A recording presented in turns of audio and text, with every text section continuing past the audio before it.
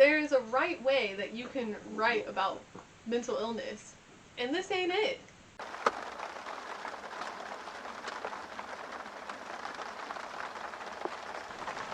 Hello fellow book lovers, my name is Lizzie and welcome to my channel.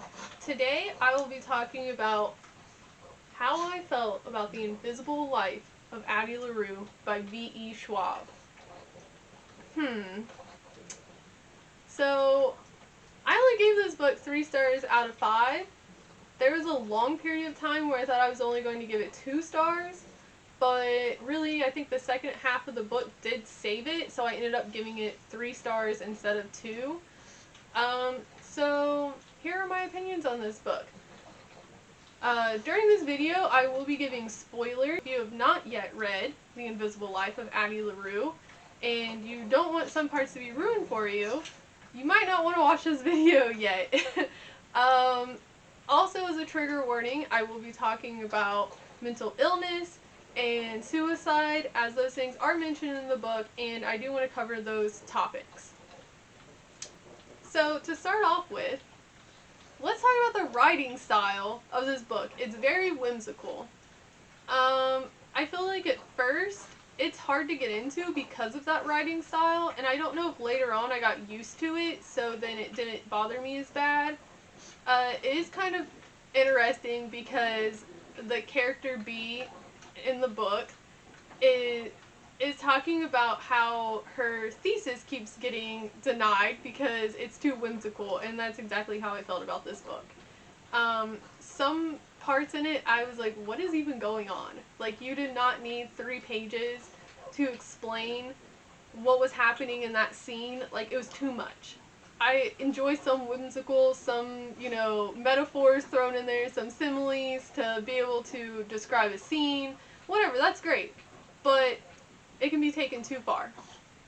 So another thing is that this book had a very, very slow start, like super slow start. Like, I was 100 pages into the book, and I honestly thought of DNFing it because I was just not interested. I was falling asleep while reading the book, like literally falling asleep, and it just could not keep my attention. Finally, I think it was like, for some reason I remember it was like page 120 that I was like, oh, the story got really interesting. And I finally got into it and was able to finish the book. So I obviously did not DNF it, and I obviously did finish it, and here are my opinions. Okay, so let's talk characters, because this story was very, very character driven instead of plot driven, which is fine. I think I would have liked a little more plot to it, and maybe a little more history and things like that. It's a book that covered 300 and something years, and there was hardly any history in it. But that's fine because it was mainly about characters. There was like art history mentioned, which I thought was really cool. I really love art, so that was great. But character-wise, let's talk about Addie LaRue. I honestly did not find her to be that likable of a character. She lived for 323 years. Well, I guess, like, during the main plot of the book, she was 323 years old. And she would even admit that she really wasn't that interested in things that happened in history because she lived during it, and that means it wasn't in the past. She was mainly more interested in her relationships and having relationships, which is ironic because the whole reason she wanted immortality was to not be in a relationship, which, I understand because she didn't want to be forced into a marriage. She didn't want to be forced into a situation where she had to have children, had to be a housewife. That's fine. I love that for her. But when she did make that wish to the darkness, she didn't want to belong to anyone. And then she kind of spent the first 100 pages brooding about how she couldn't belong to anyone. I was like, man, is she ever gonna get past this? I mean, I understand that's rough, but you literally have immortality. I don't know. So, yeah, pretty much the first, 100 and so pages are her brooding and her talking about all of these different relationships she couldn't have, all the people that didn't remember her, which, okay. I mean, it drove the point home that she was invisible, but I just thought there could have been more to it. I mean, I thought that her relationship with, well, not really relationship, but her interaction with Remy, that was interesting. Um, you know, the art, like, her meeting artists and her inspiring them to meet artists like Sam and Mateo and people like that. That's cool. But I feel like she could have done more. I don't know. She could have talked about more. It wasn't really until the second half of the book that she started talking about things that she did. Like, uh, you know, she talks about how she was there when the French Revolution happened. She talks about how during World War II, she goes back to France and she becomes a spy to help them, but then the Germans capture her, and then she basically just calls on Luke, which is what she names the darkness, the devil, that she sold her soul to, and she has him help her escape, and then she just doesn't do any more with it. She just goes on about her life like, oh well, I tried, so oh well. Yeah, I just thought that wasn't very cool. But, hold on, I'm gonna get my tea. Okay, so back to what I was saying about Addie LaRue.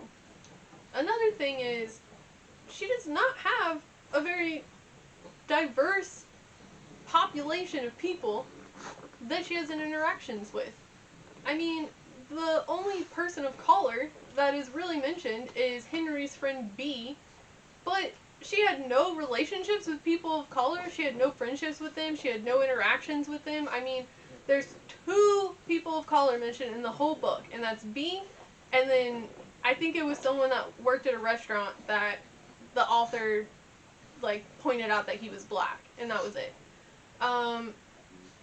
She lived in New York City. It's like one of the most diverse places in the United States, and you're telling me she had no interactions with people of color? Like, no. I don't believe it. I don't believe it. You know, I understand people's arguments, saying, you know, that she, like, the start of it, she lived in Europe, you know, centuries ago in the 1700s. Okay, cool. But later on, in 2014, when she lived in New York City, she must have had interactions with people of color. Like, no, I don't believe that she didn't. So I don't know why that wasn't put in there. I thought that the story really lacked diversity in that sense, where a lot of the characters were white. We don't really see much more diversity in the book, and I feel like that's upsetting because it covers 300 years. There should have been much more diversity mentioned. I think that's all I have to say about Addie, so let's go on to Henry. So,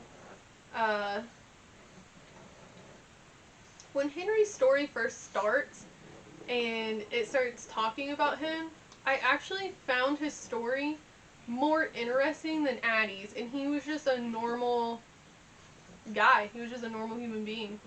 He wasn't centuries old. He was like almost 30. And he had more interesting story than Addie did most of the time.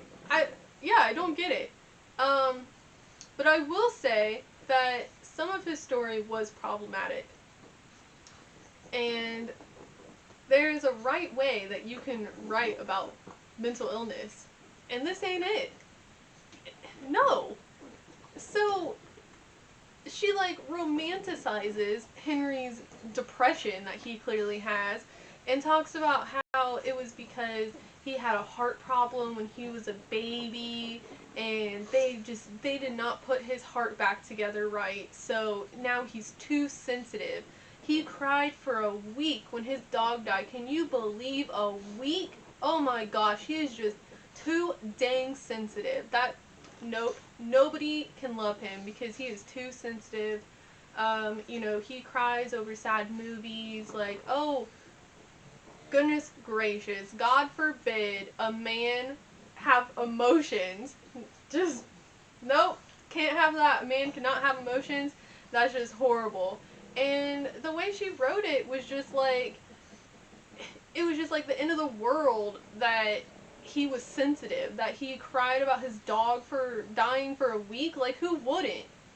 I don't know. You know, maybe it's because I also suffer with depression. So I felt for Henry, and I feel like he was done dirty. Like, he was, it was written wrong. It should have not been romanticized. It should have not been because of some mysterious heart surgery that he had. And instead of selling his soul to the devil, Henry should have just went to therapy and got antidepressants like the rest of us. I don't understand. No one in his life once told him, hey man, have you thought about therapy? Have you thought that maybe, like, that would help you? No, no one. Like, his sister gives him some random pills that she calls umbrella pills, which, first off, like, please do not give people pills that they're not prescribed, because, no. Like, you're not supposed to do that. And he, you know, never mentions what they are, but they're his umbrella pills for when he basically has panic attacks, which, of course, is written like, oh, there's a storm and he just can't handle it. You know, no, just say he has panic attacks. Like, did not like how his mental illness was romanticized and just made him this, like, edgy, broody character that was just too sensitive, and he didn't feel like anybody loved him. That's what depression is. I struggle with depression, and I think about all the time how I feel like nobody loves me. But people do. And that's why I go to therapy, and that's why I do things that you're supposed to do. You know, I don't know. I just feel like she wrote that the wrong way, and I didn't like it. I didn't like how she talked about him wanting to commit suicide, and, you know, she never words it like that. She just words like, oh, he thinks about jumping off the ledge of a building during one of his storms. What? And that's when the devil comes to him and is like, hey man, you want to sell your soul to me? Yeah. And then I can make it so everybody loves you. No. I mean, if I were him and the devil came to me, I would have been like, hey, I'll sell my soul to you for free therapy for the rest of my life, because, you know, American healthcare system. Like, oh man, I don't know. And so then what happens is basically, now, again, like I said, I'm going to give spoilers, but then what happens is you figure out that he only gets 1 year. So he basically just prolonged himself committing suicide, but never got help. Never. Now, luckily, Addie comes along and she ends up saving him because, you know, she's, like, in love with Luke, which is what she's named the devil. I think it's Luke. I feel like it should be Luce because it's short for Lucifer, but that sounds weird, so I'm going to go with Luke. I don't know. Let me know in the comments how you think it's pronounced, because I'm probably saying it completely wrong. So yeah, let's talk about Luke. So actually, I kind of like Luke. I don't know. I feel like maybe he was misunderstood. Like, that was his job to, you know, collect souls, and maybe he did trick Addie, but to be fair, that's what she asked for. She didn't want to belong to anyone, and that's what he did. And, I think that their relationship's a little odd. They have this, like, back and forth, like, love for each other / sexual tension that goes on throughout the whole book. He's based on a drawing she did of a guy with brown curly hair and green eyes, and oh, what do you know? Henry also has brown curly hair and green eyes. Oh man. So I don't know. It's like, was that that was the only look? Couldn't have any diversity there. I think there was a blonde guy at some point, right? And there was Sam, who was a girl. But other than that, that's all we got. Now, Luke is definitely, like, I don't know. I mean, he's the devil, so we can't really expect him to be good. I don't know. I honestly think that maybe he was the only, like, super likable character story that I liked. I mean, I really did like Henry, but I didn't like how his mental illness was portrayed. I did think Luke was like controlling and a little much, but he was also the devil, so you can't really expect him to be good. And actually, I did kind of feel bad for him in the end because I think that he actually did love Addie, which maybe is kind of weird, but I don't know. So yeah, I think that's the end of my rant. I hope this was interesting video for you guys. Like I said, I gave this a 3 stars out of 5. Um, Let me know what you guys think. Let me know in the comments below how you felt about The Invisible Life of Addie LaRue. And if you felt the same way that I did, like it was a likable book and it was a good story, but it definitely had issues, or if you loved it, or maybe you absolutely hated it.